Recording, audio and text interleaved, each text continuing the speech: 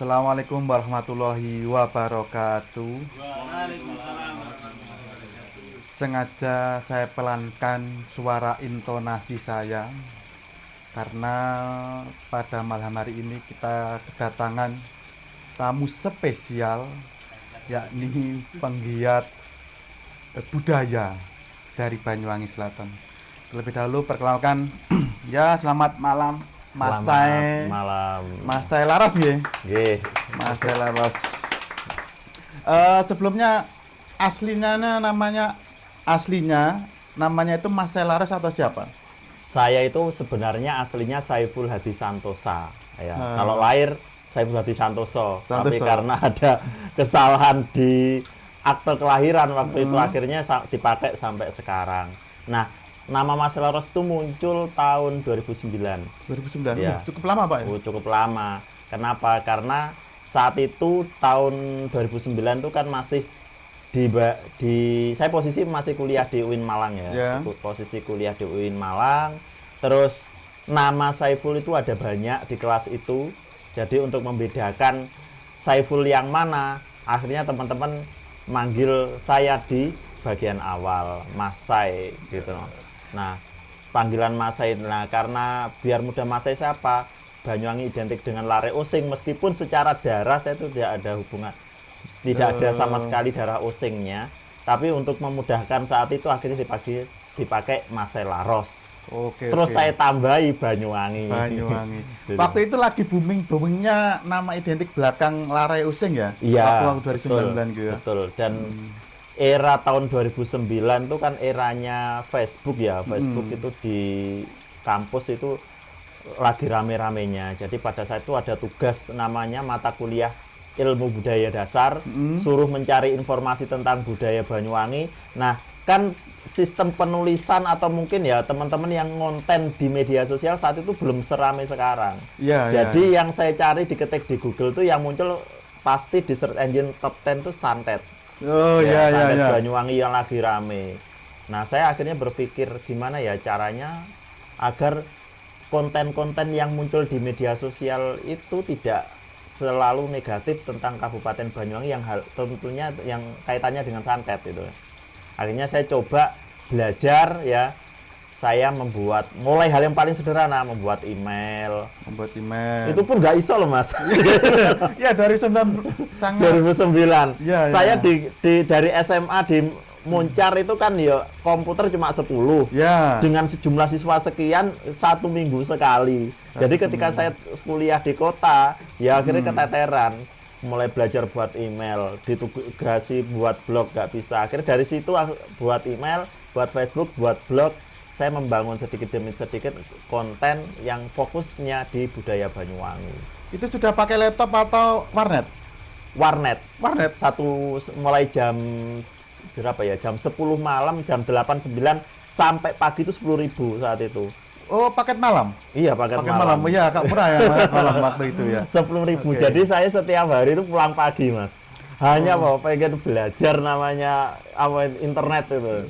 Pulang pagi.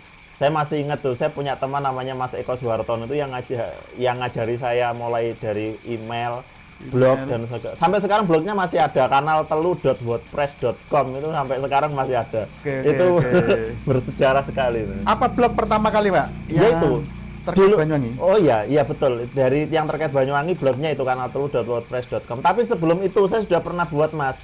Ada yang saifulhadi.multiplay.com, saifulhadi. Apa itu ya, lupa saya.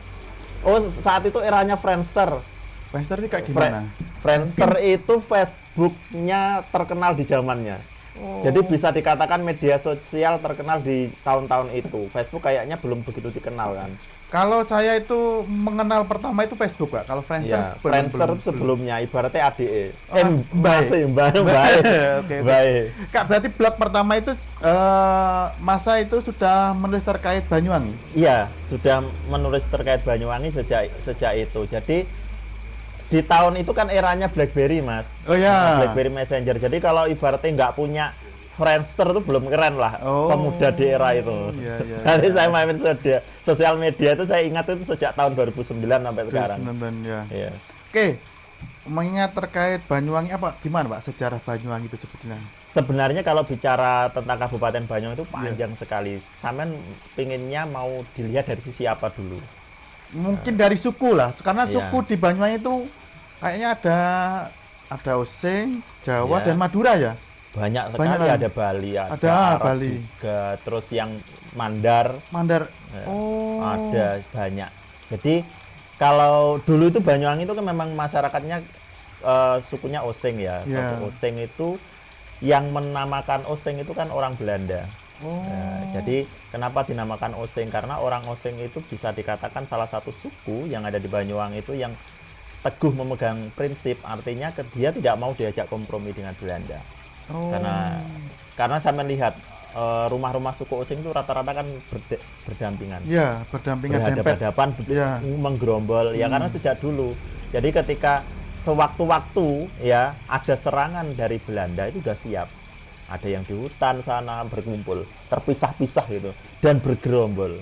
Nah, orang-orang Belanda ada beberapa pendapat juga yang mengatakan bahwa orang Belanda itu menamakan suku itu namanya Sing yang tidak mau kompromi dengan Belanda. Oh. Jadi dulu itu katanya orang Osing itu malah senengnya dipanggil orang Belambangan, wong Belambangan. Jadi suku Osing itu yang menamakan malah di luar dari suku Osing itu sendiri. Kalau artinya sendiri apa sebetulnya, Pak? Sing itu kan tidak. Iya, Sing tidak. Tidak itu artinya tidak mau kompromi dengan Belanda. Orang yang tidak mau berkompromi Iya. dengan penjajah itu ya iya, dinamakan itu namanya Sing. Sing. Oh. Berarti Jadi, semangat ya, 45-nya. Ya, makanya seperti itu terpisah-pisah. Lah terpisah-pisah bergerombol sampai sekarang budaya rumah yang bergerombol jadi satu itu kan sampai sekarang masih ada di suku Osing berdempetan. Jadi memang seperti itu. Nah, komunikasinya antara satu komunitas Osing dengan yang lain melalui kesenian gandrung. Oh iya iya.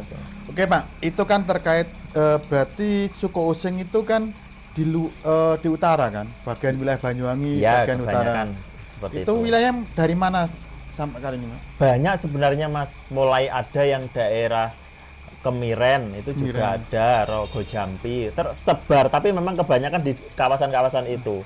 Paling selatan itu sampai kecamatan mana? Kalau selatan ini Gambiran Mas. Gambiran. Heeh. Gambiran itu masih ada iya, Osing-Osingnya? ada kawasan Gambiran tuh masih ada masyarakat Osing.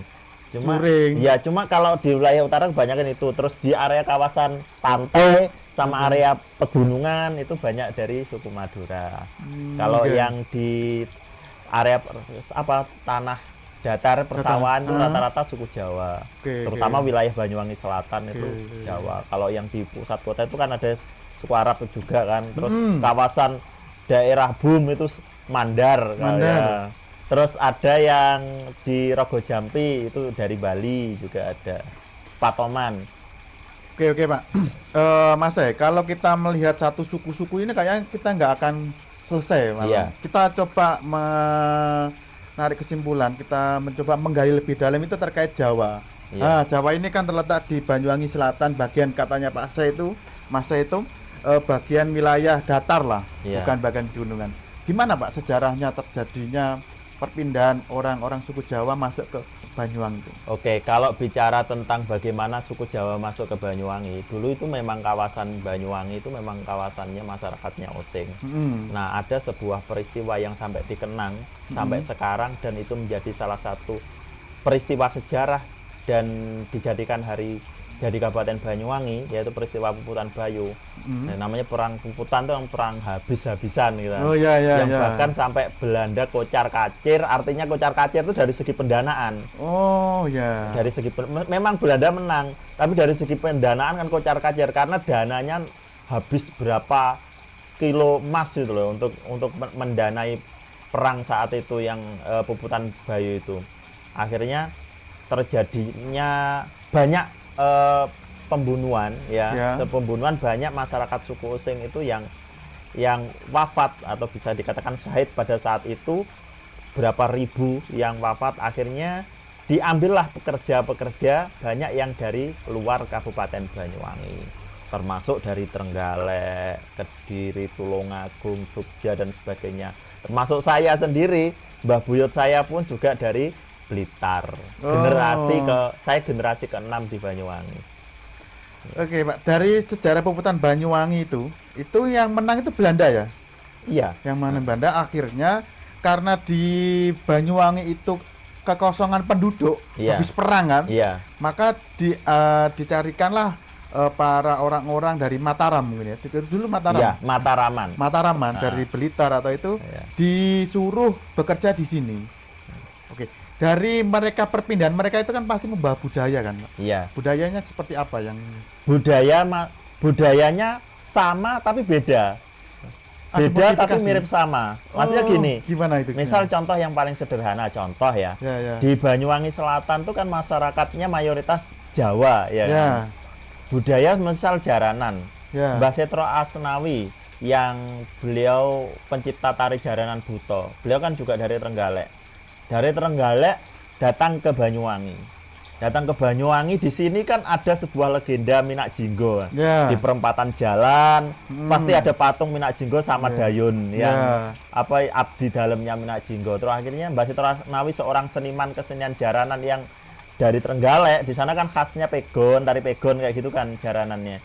Dari sini akhirnya loh, kok di Banyuwangi ada budaya seperti ini, akhirnya dipadukan kesenian jaranan yang dari sana, dipadukan ala legenda yang ada di Banyuwangi. Ya, mohon maaf mungkin ada yang nggak sependapat dengan kaitannya dengan Minak Jinggo, karena Minak Jinggo itu ada yang mengatakan ini legenda, tapi ada juga yang menyatakan ini kisah nyata. Yang benar yang mana? Ya. Kembalinya ke masing-masing orang Ya. gitu. Tapi Cara saya ya. tidak akan mengomentari terkait pro kontra antara legenda dan kisah nyata atau fakta sejarah itu, saya nggak akan ikut masuk ke sana. Tapi yang artinya memang ada perpaduan budaya sana ya yang ada di Trenggalek dengan dengan cerita-cerita rakyat yang ada di Banyuwangi dipadukan, akhirnya muncullah kesenian baru namanya kesenian jaranan Buto. Selain dari kesenian jalanan, Pak, apa saja? Mungkin ada contoh yang lain lah, senian-senian yang diambil dari daerah kulonan lah kita Banyak di sini, ada baritan, ada petik laut, petik ya kan? laut. Dan ada nyadran kan banyak. Terus apa metik ketika pasca panen itu juga, atau sebelum tanam padi itu beberapa di daerah Banyuwangi Selatan kan sampai sekarang masih ada. Itu apa asli ketika suku Osing itu juga tidak ada ketika metik itu?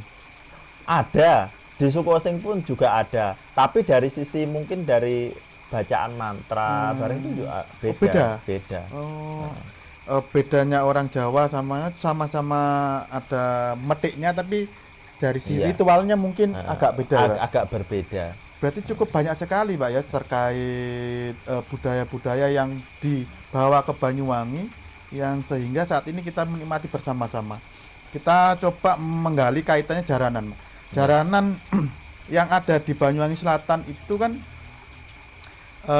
kalau kita merujuknya ke Trenggalek ataupun yang dari Mataraman sana lah, itu Kak agak beda kan, Pak? Iya. Bedanya itu mungkin dari segi pakaian. Itu kenapa, Pak? Oke, saya bahas dulu ya dari sisi sejarah. Sejarahnya dulu. dulu mungkin. Jaranan itu kan ajarannya para sunan. Ya. Ya, berasal dari kata ajarannya para sunan.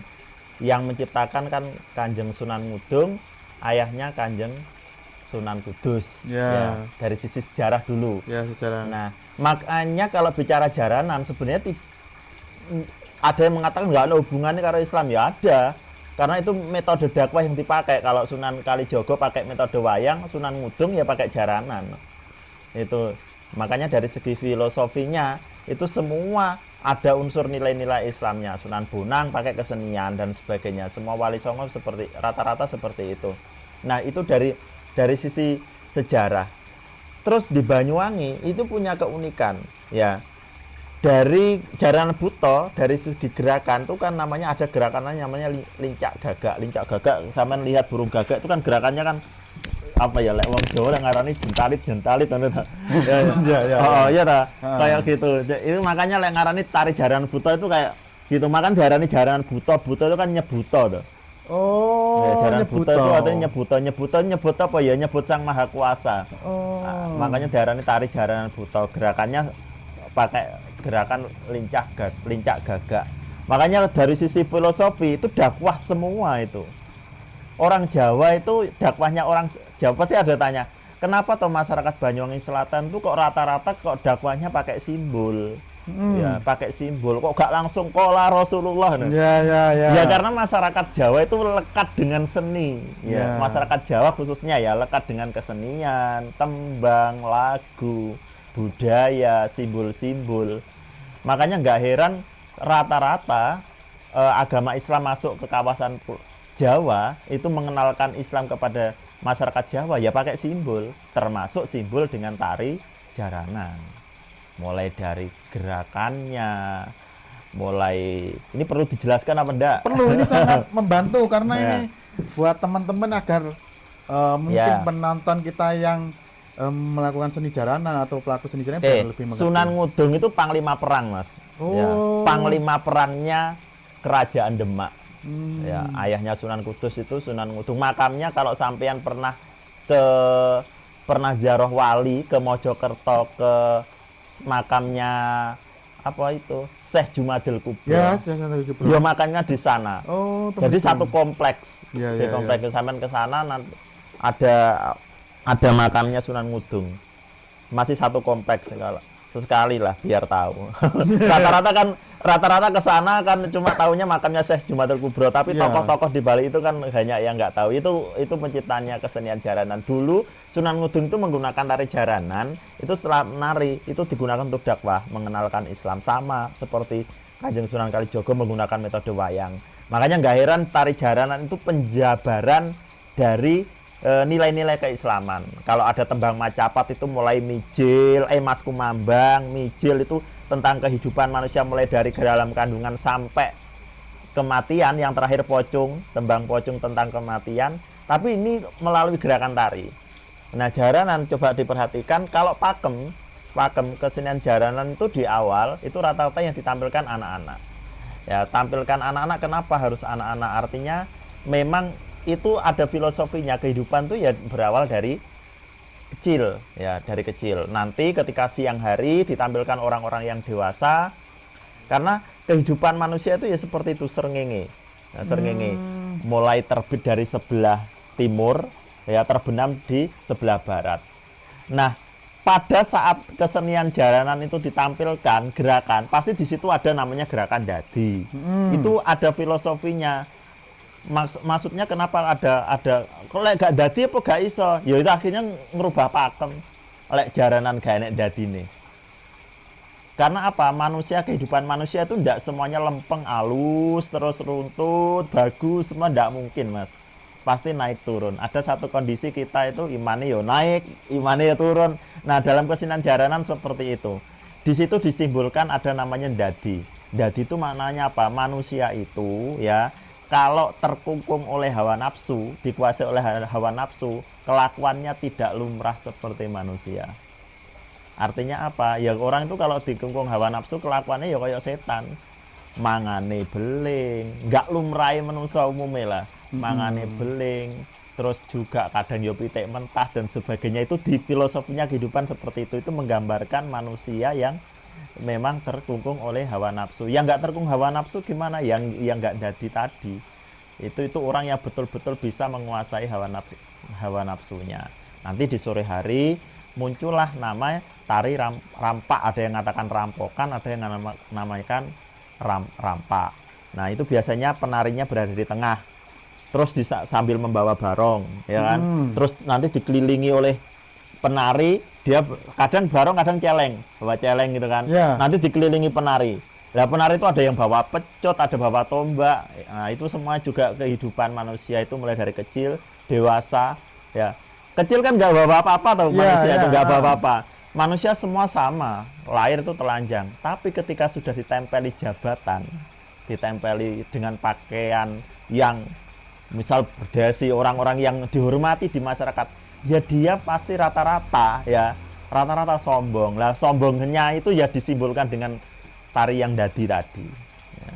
Nanti di sore hari, matahari waktunya lingsir, itu disimbolkan di tari jaranan itu pada saat namanya rampak itu. Rampak itu disimbolkan tuh kematian. Jadi diibaratkan itu yang di tengah itu adalah manusianya. Terus yang di kanan kirinya yang mengelilingi itu diibaratkan malaikat maut. Maksudnya gimana? Dia lari kemana kan akan dikejar. Ya. Mau ke lubang semut pun akan dikejar. Yang menyelamatkan siapa? Yang menyelamatkan adalah celengannya masing-masing. Ya. Loh berarti celeng. Ya. Ini Celengannya masing-masing. Artinya apa? Ya amal perbuatannya masing-masing selama di dunia itu yang bisa menyelamatkan. Jadi celengan itu artinya celeng-celeng, artinya amal perbuatannya. Dia lari kemana? Nggak bisa selamat, hanya yang itu yang bisa menyelamatkan. Ya, makanya celengan. Kenapa kok harus celeng? Ya celeng itu salah satu hewan yang nggak punya leher gitu. Makanya artinya apa? Ya manusia itu ketika dia coba sampai perhatikan apa enak tuh celeng itu toleh ini ya ibaratnya ketika dia diantem melayu lurus, artinya apa dalam kehidupan kita di beragama, di masyarakat dan sebagainya. Ya kita belajar lah, fokus pada satu titik. Artinya ketika kita sudah yakin pada Tuhan yang satu, ya wes itu apa yang kita yakini ya itu, nggak usah toleh kemana-mana. Ya itu filosofinya seperti itu disimpulkan melalui celengan. Oke Pak, dari penjelasan sampai tadi itu sangat membantu karena gini, saya itu berpikir kenapa kok anak kecil didahulukan itu menganggap saya karena ya nggak betah. Ternyata sudah pakem dari sananya ya, itu ada aturan main. Aturannya, terus ada celengan-celengan itu anggap ya ketika dia ya karena makna celeng kadang itu bersifat negatif gitu loh. Ternyata dalam penjelasan Pak Masa ini tadi mengatakan itu kan bentuk sebuah keteman menjelang ajal. Itu yang benar-benar bisa membantu kita kan ya celengan itu dibentukkan itu. Kalau barongan, Pak? Barong itu sebenarnya kalau ada banyak filosofi, Mas. Kalau terkait barong, ada yang mengatakan itu bahkan sebagai simbol dari istilahnya orang yang memang betul-betul paham dengan jati dirinya. Nah, makanya apa ya, paham jati dirinya itu sangkan paraning dumadi. Kalau orang Jawa sangkan paraning dumadi itu, kalau Islam apa ya Mas ya? Innalillahi wa inna ilaihi rajiun. Itu sangkan paraning dumadi. Jadi artinya kita dari mana berasal, kita di dunia mau apa, dan setelah itu kita mau kemana. Itu filosofinya ke sana. Kalau diterjemahkan ya innalillahi wa inna ilaihi rajiun itu. Oke, Mas, itu kan sangat bagus sekali berkaitan dengan jaranan. Mungkin budaya lain selain jaranan yang sangat melekat kayak Janger itu gimana itu? Janger itu asli apa? Janger itu perpaduan dari berbagai unsur. Uniknya Janger itu kan ada Jawanya, ada Osingnya, ada Balinya. Pakaiannya seperti pakaian Bali, tabuannya Bali, tapi dialognya pakai bahasa Jawa. Lagunya lagu Banyuwangi. Oh, itu sangat. Oh, itu berarti perpaduan dari berbagai suku itu, Pak. Berbagai suku. Ya, makanya itu sebagai di Banyuwangi itu nggak heran kalau Banyuwangi itu sebagai simbol kerukunan itu wajar. Karena memang di sini kita bisa hidup berdampingan meskipun berbeda suku. Terus yang paling menarik itu mungkin yang kultur benar-benar itu wayang. Apakah ada bedanya, Pak, antara wayang yang ada di Banyuwangi dengan juga di Mataraman sana? Kalau wayang. Bicara wayang, wayang itu kalau secara umum kan ada wayang kulit, wayang uwong, wayang apa yang satu? Golek. Ya. Itu juga ada filosofinya. Artinya kenapa kok di Jawa Barat ada wayang golek, terus di Jawa Tengah rata-rata wayang wong, ya kan? Terus di Jawa Timur wayang kulit, ya. Itu sebenarnya bahasanya kalau kamu bahasanya gini, sebenarnya kita tarik benang merahnya ya. Kalau kamu pengen ngerti sejatine wong, sejatine awakmu, ya golek ono sejatine dirimu, ojo mbok delok mek kulite tok. Nah, itu makanya ada di sisi pembagiannya seperti itu. Ojo, jangan kamu lihat hanya kulitnya saja, tapi sampean juga harus bisa melihat jati dirimu. Makanya itu secara umum ini tiga itu ya. Terus wayang kulit itu jenenge wayang itu kan owah-owahane tiyang. Nah, namanya wayang owah-owahne tiyang, makanya lek ngarani Ringgit Purwo, Ringgit itu Sunan Giri sing nganggit ya kan. Lek ngarani kan seperti itu. Ya karena owah-owahne tiyang itu kan gambarannya miniatur dari kehidupan. Di situ sampean lihat di pewayangan itu sebelah kanan tuh tokohnya bagus, yang sebelah kiri tokohnya yang buruk. Ya, rata-rata seperti itu kan. Terus kelir, ada kelirnya dan sebagainya, banyak hal di situ itu menggambarkan tentang kehidupan manusia. Di Banyuwangi, kalau dari sisi saya melihat dari sisi wayang itu hampir sama kok dengan yang ada di kawasan Jogja. Cuma mungkin bahasanya itu di sini agak lebih menyesuaikan yang kira-kira dipahami oleh anak muda itu nggak terlalu bosone halus ya. Bagi orang Jogja mungkin ya biasa ya. Tapi bagi orang Banyuwangi kalau pakai bahasanya walus banget ya kira-kira rata-rata ya generasi mudanya nggak paham. Tapi dari segi konsep sepertinya sama.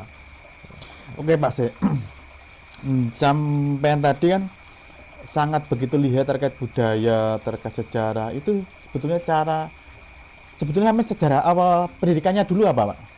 Kuliahnya kuliahnya. Kalau dari segi kuliah enggak nyambung. Saya itu sarjana ekonomi. Sarjana ekonomi. Iya.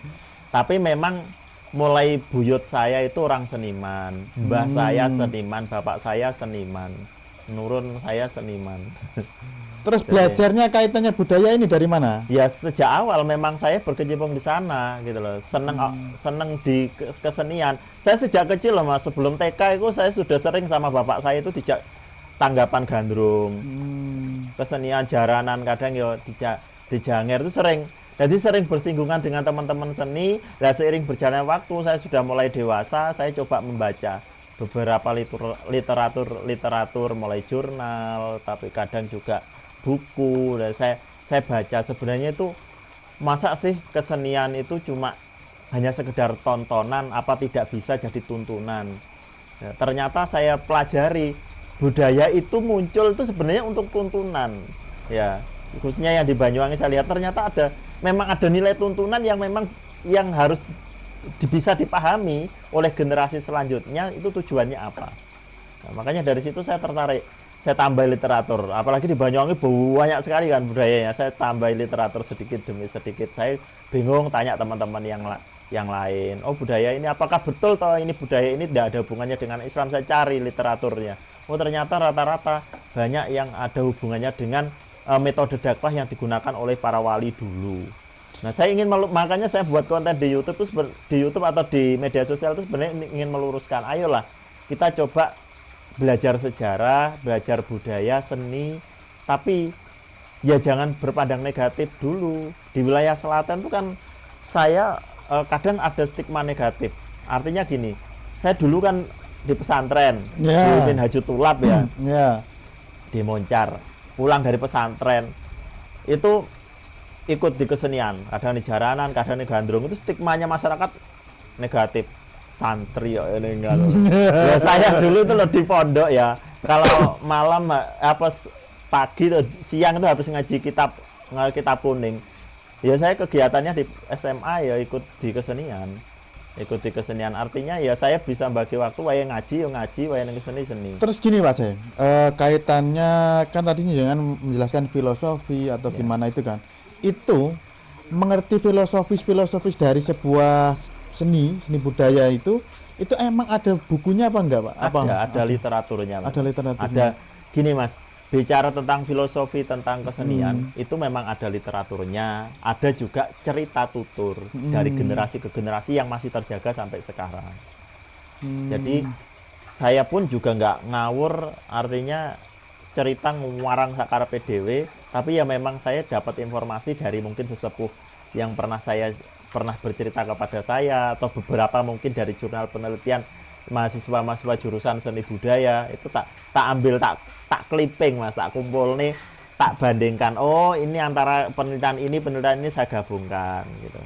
Oke, Pak C, melihat Samen juga aktif di budaya secara langsung, door to door ataupun bisa seminar-seminar lah, kan juga aktif di media sosial. Iya.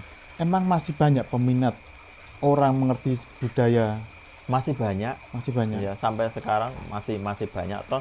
Artinya ukurannya apa ya? Karena ukurannya gini, saya ketika posting terkait budaya, memang follower saya memang konsennya di bidang itu ya. Iya.